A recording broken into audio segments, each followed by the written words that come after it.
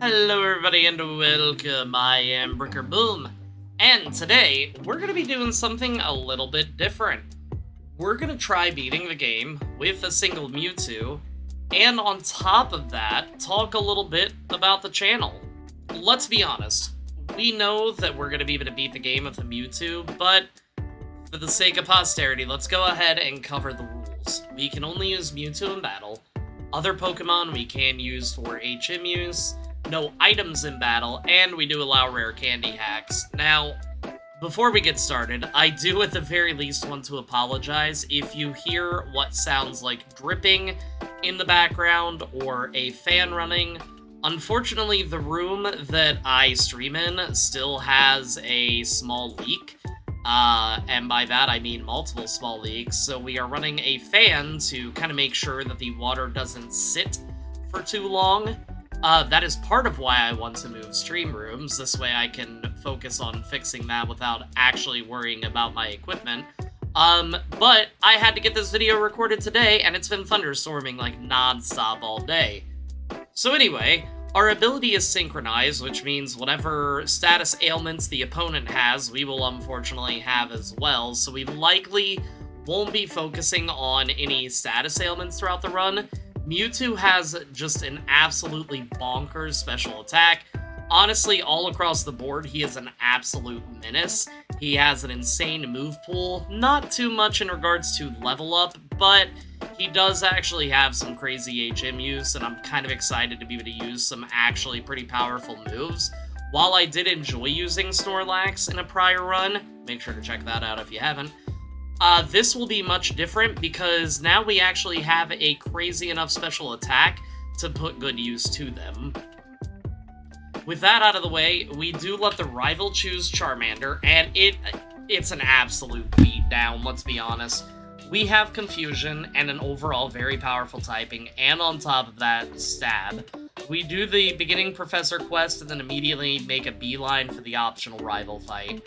Now, I will say, looking at her nature, if I am reading these right, because despite how many times I've played these, I always have to look up natures, but I want to say that it makes it so our special attack is a little bit less, and I think that's why Pidgey lives through a Confusion. We do get Sand attacked, then manage to take it down. The Charmander goes to a little above half. We do get scratched and manage to take it down with plenty of HP to spare. As we travel through Viridian Forest, I figured I could talk a little bit about myself. We've had this channel for about 2 years now and are finally starting to find a style that works for us. We've been uploading daily, sometimes twice a day depending on the day. About the only time I take off is the weekends, and that's mostly just to make sure that I can get some editing done, and I also run a fairly extended Saturday stream for about 5-ish hours, just kind of depending on the day. But our schedule as of right now is Tier List Tuesday, every other week giving someone a Pokemon team. Recently it's been the Dead by Daylight Killers, but we're going to be moving on to Survivors probably pretty soon. And then every Thursday, a Pokemon challenge.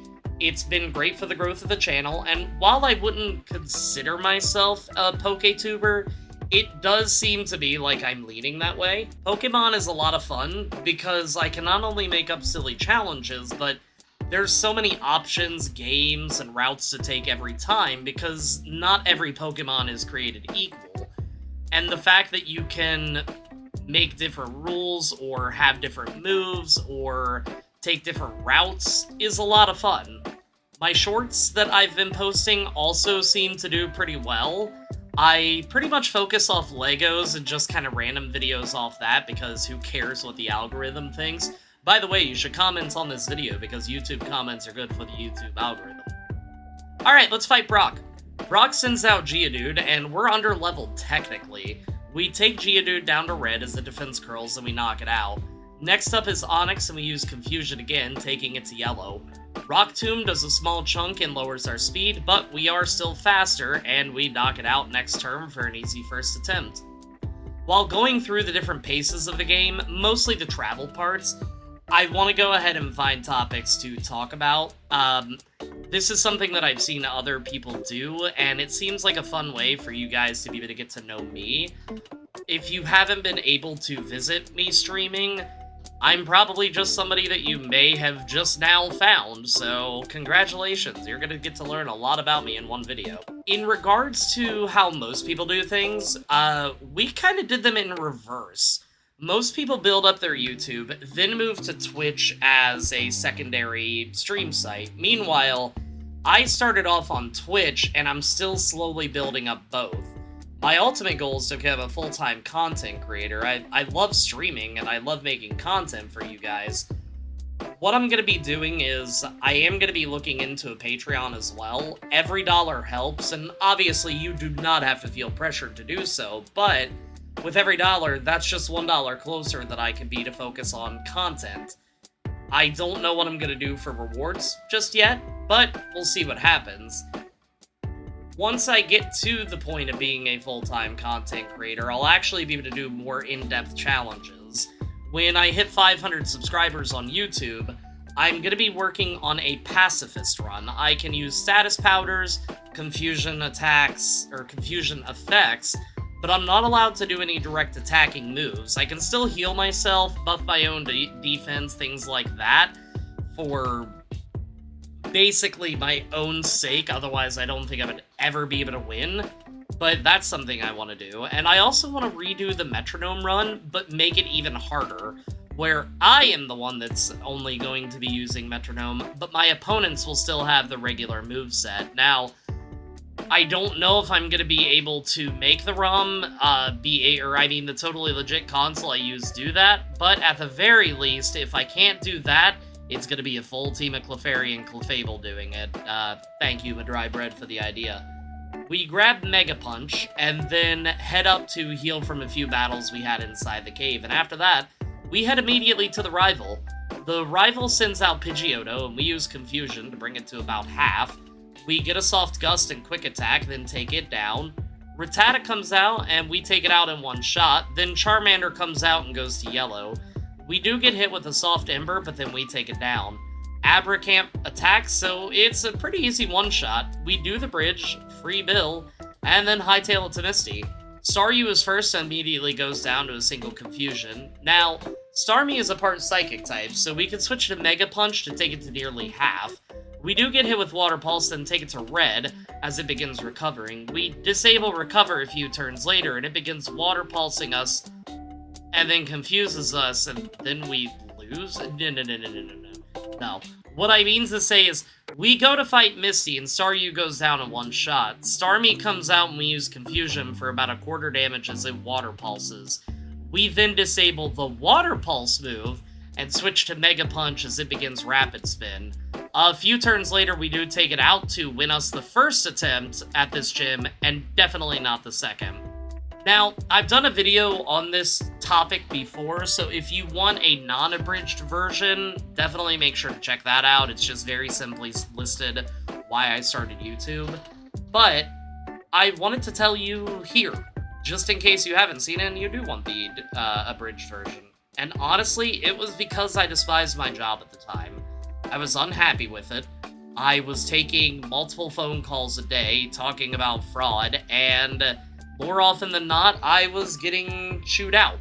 So, I loved my home life, but going to work every day was honestly pretty depressing. I was part of a D&D Facebook page, like the boomer I am, and was invited to do a podcast. I found out that, at that point, I actually really enjoyed being in front of the camera and being able to make people laugh and be happy, and I had people ask at that time if I were a streamer, and I wasn't. But it kind of planted the seed, and then from there, my friend built my computer, and the rest is history.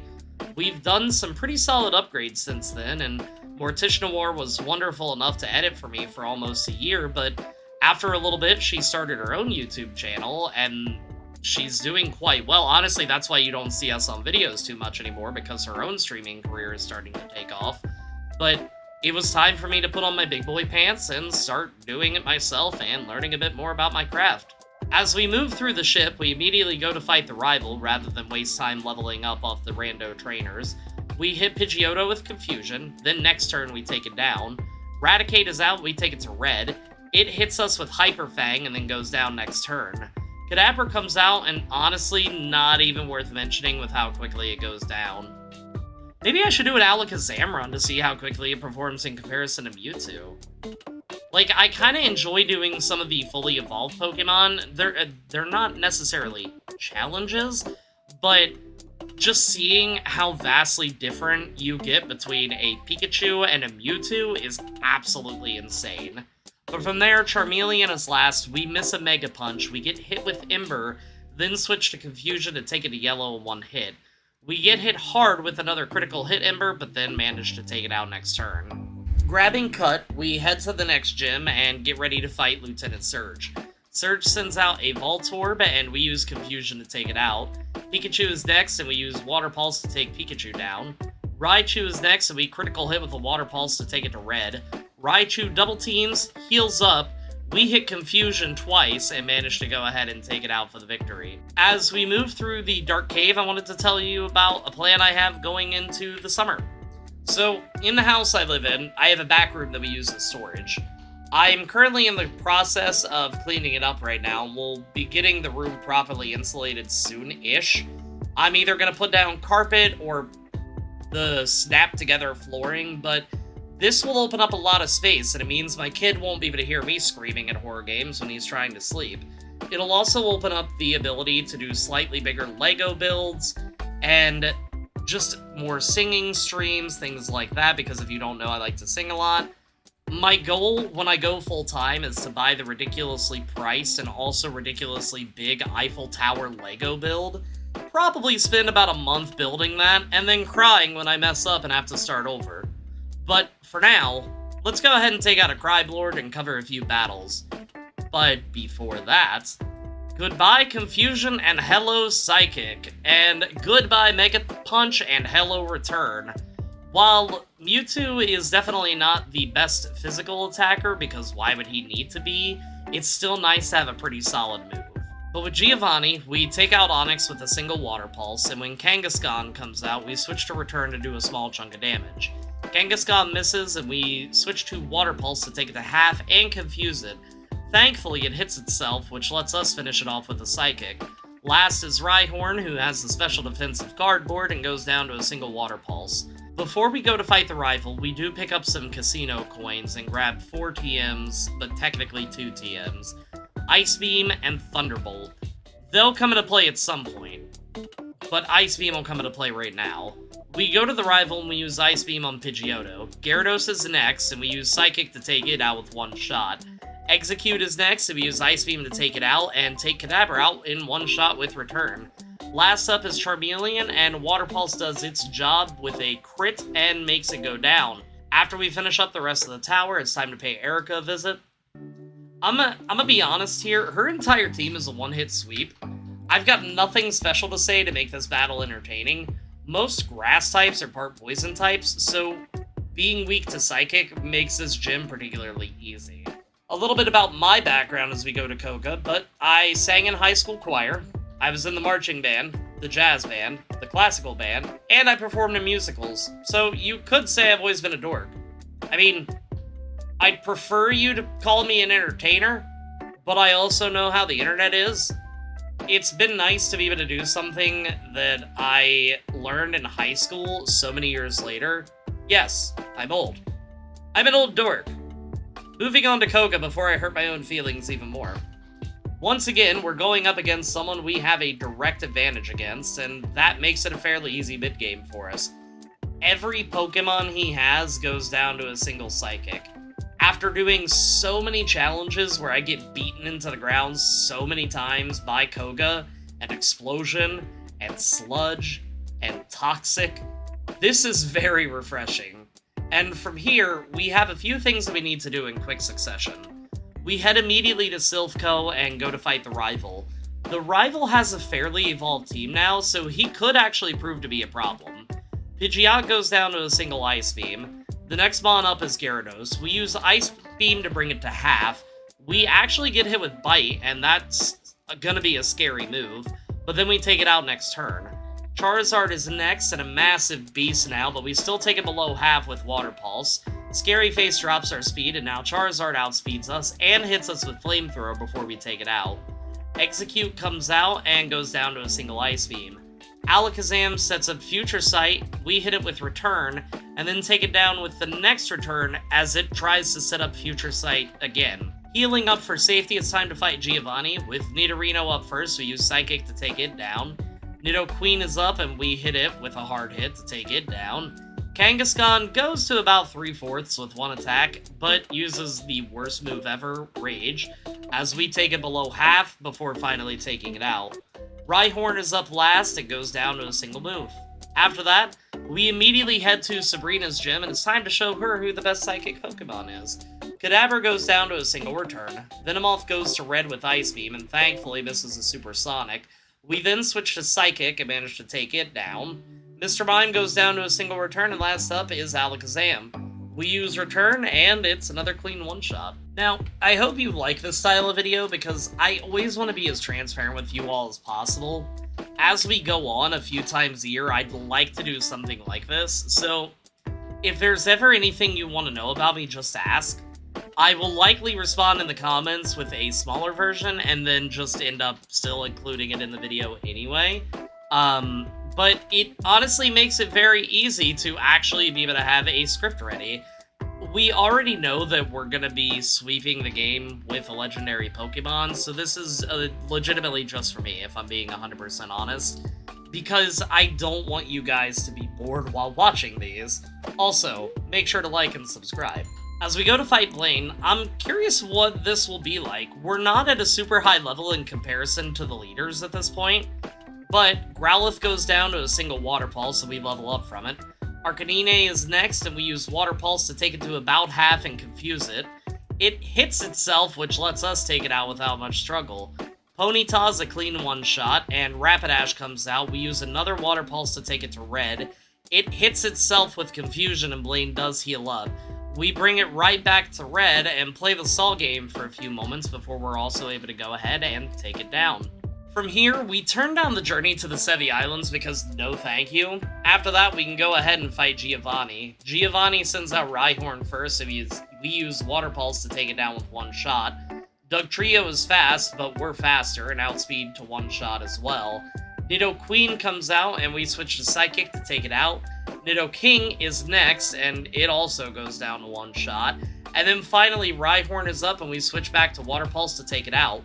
That's the beginning of the game basically done and taken care of.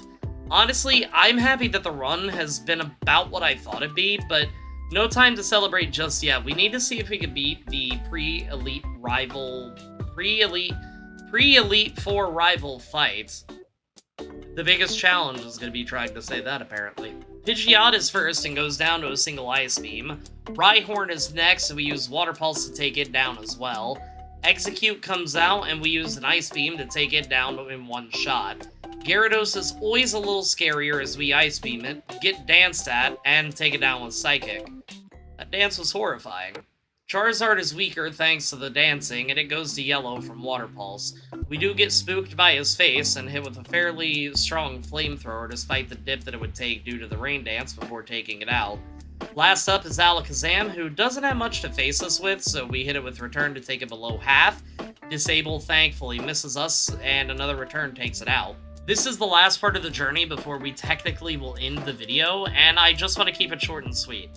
I just wanted to say thank you, truthfully. I started doing these Pokemon challenges because some of my favorite creators had been doing it, so I wanted to see if I could do it too, and honestly, it's helped me enjoy creating content even more, if that's even possible.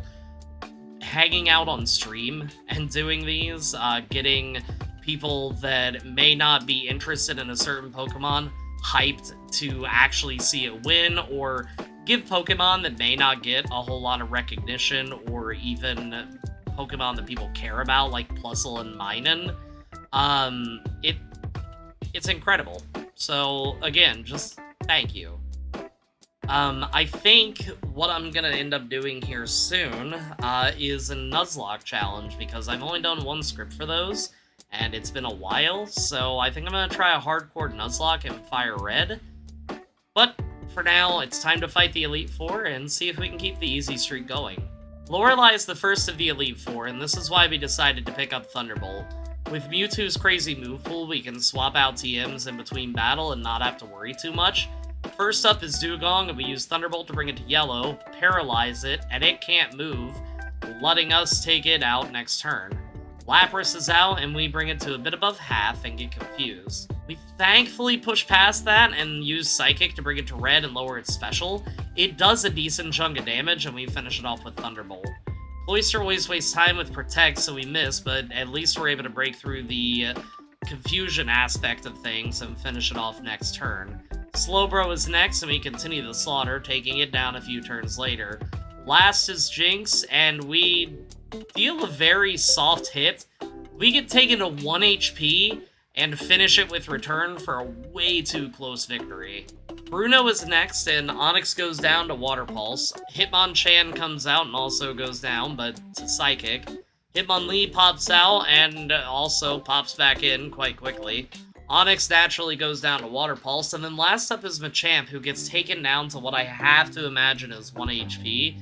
It heals up, and we take it back to red. Bruno heals up again, so we return to bring it to yellow, then use Psychic to finish it off. Third is Agatha, and I'm gonna be honest, this is probably who I feel the most confident about, giving her speed and typing. But the first Gengar goes down to Psychic. When Golbat pops out, we take it to red with Thunderbolt. We do get bit for a decent chunk of damage, and Golbat gets healed. We use Thunderbolt to bring it back to red, and then take it out with the next turn with Return. Arbok is another one-shot, and surprisingly so is the second Gengar. That leaves Haunter, who also goes down to 1 shot. So right now we're 3 for 3, and it's time to move on to Lance. We replace Thunderbolt for Ice Beam, heal up, and start the battle. Gyarados is first, and we start with Psychic to crit and take it to a sliver. We get hit with Dragon Rage and take it to above half. We do take it down a few turns later, but because of Bite, it's left our HP looking horrible. When Aerodactyl comes out, we still outspeed and we do take it to yellow, but unfortunately we get taken down. From there, we would replace Return with Thunderbolt and try again. This takes Gyarados out in 1 turn. We use Thunderbolt on Aerodactyl to bring it to yellow. It misses Scary Face and then goes down a turn later. Dragonite comes out and we use Ice Beam to take it out in 1 turn. This basically means we've won the battle because due to the fragility of Dragonair, which are his last 2 Pokemon, we're done. Both of them go down to a single Ice Beam. Champion time. Pidgeot is first, so we use Thunderbolt to take it to red. We do get Sand attacked, and Pidgeot heals up, but we hit it with Ice Beam to bring it back to red. We miss Thunderbolt twice before finally taking it out. Gyarados is up, and we take it to a sliver and paralyze it, and it can't move. Hydro Pump hits hard, we actually take it out before Charizard comes out, and unfortunately it takes us out with a Fire Blast. Now, honestly, the issue is Pidgeot. We actually lose the battle here more than a few times because Sand Attack causes way too much chance in the battle. In hindsight, I could have probably taken Shockwave to have a guaranteed hit, but at the time, honestly, I was too surprised that Mewtwo was losing this battle. We finally get an attempt where we paralyze the Pidgeot and it stays paralyzed. This way, when Gyarados comes out, we're able to take it out in 1 shot and not have any accuracy problems. Charizard comes out, and we use Thunderbolt to take it to yellow as we get taken to yellow ourselves with Fire Blast. We take it to a sliver, and then get taken out a few turns later from another Fire Blast. We go ahead and level up 2 times, just to give us a bit of edge here, and actually still lose because of Sand Attack. There are also 3 separate attempts that Charizard gets a critical hit on Fire Blast and takes us out in 1 turn, and that's at full health. Not wanting to waste too much time, we level up to 60. Thunderbolt now takes Pidgeot out in 1 shot. Gyarados is still, as always, a 1 shot. Charizard goes to yellow, and for the first time in 1,000 years, misses Fire Blast and goes down. Alakazam is actually a bit tricky, but we do manage to take it down after some back and forth and a few full restores. Because we got rid of our only physical move and Alakazam having a pretty solid special stat, it just takes a little while. And then from there, Water Pulse one-shots Rhyhorn and Ice Beam one-shots Execute to win us the challenge. Honestly, I am a little surprised that Mewtwo struggled against the final rival fight, but like I said, in hindsight, I should have had a move like Swift or Shockwave, or both. But we're basically going to be doing a month of legendaries, and by that I mean 4 weeks, 4 challenges. We've done Mewtwo. Now we're going to go ahead and do the legendary birds next in 3 separate videos to see essentially which one performs best. If I had to guess, it'll be Articuno due to the ice typing, but you tell me. Who do you think the best performing legendary bird will be? I enjoyed this style of video, and will definitely be doing more in the future as we move into the legendary birds. I don't think they're going to have quite as easy of time as Mewtwo, so we're going to go ahead and kind of go back to the way that the scripting usually is. But, as always, if you liked the video, even if you didn't like the video, think about hitting that like and subscribe button because it really does help me out. And until next time, everybody, peace out.